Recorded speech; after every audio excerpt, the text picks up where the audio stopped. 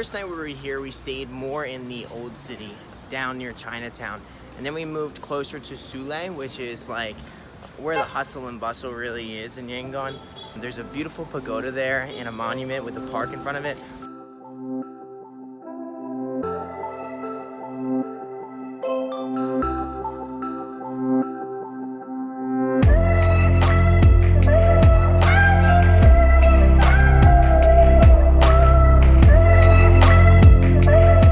A tour guide, when we walk in the temple, told us we should go to the day that we were born, the day of the week, and we should pour 3 cups of water on top of the Buddha. So May 31st, 1995 was a Wednesday. So I'm gonna pour it on this Buddha.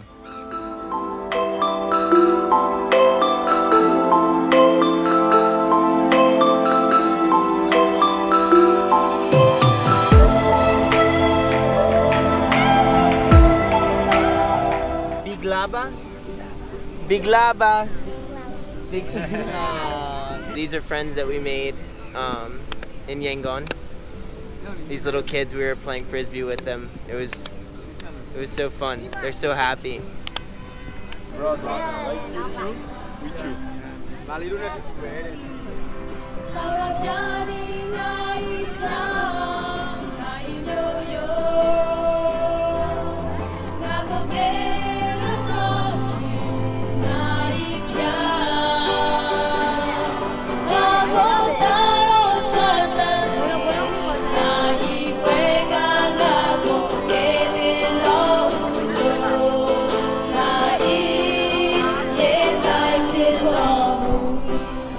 It's interesting to see a lot of different religions coexisting here.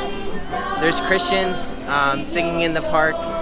Most of the people are Buddhists, but there's also Hindu influence and some other world religions, Muslims as well. Everyone's coexisting, so it's really nice to see. We're getting on a slow train, a local slow train, to see some of the countryside outside of Yangon. How are we getting on the roof? What? Oh, this is worse. The fans are all... Well, the fans are off. But once it starts moving, we'll have breeze.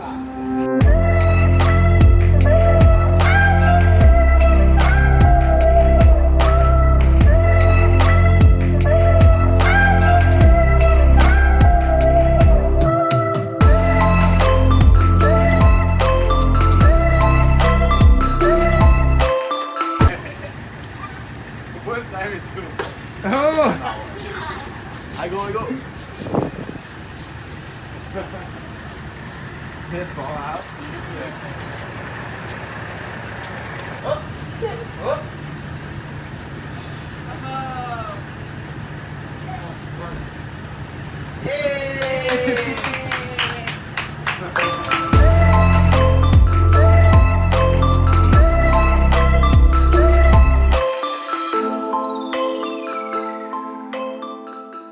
This thing behind me is the most important pagoda in all of Myanmar. It's called Squirrel Pagoda. You can see it from all over Yangon.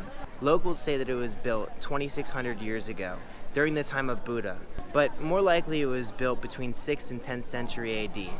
It cost us 10,000 kyat to get in here. It's a must-do if you're coming to Yangon. It's one of the only real sightseeing attractions that they have in Yangon. This pagoda is amazing. It's the most gold thing I've ever seen in my life. Yo, what up? How you liking it? It's awesome. It's the biggest pagoda I've ever seen. Yeah, it's like 300 feet tall. You have to take off your shoes and your socks, and it's a little bit wet here. It's definitely a sacred place. There's a lot of people praying and meditating. There's these little monks running around. They're like yay big. They're like little baby monks, and they're walking in a line like they're in monk school. And they're going to different places and praying, which is really cool. Here, and I haven't seen this anywhere else, like in Thailand or anything like that, behind the Buddha's head, they have lights that are lighting up in a bunch of different colors that are like really trippy and spinning. Even the giant one that we saw over there that had scaffolding on it had like the lights behind its head. I think it's really interesting that it's similar to like a halo in Christianity.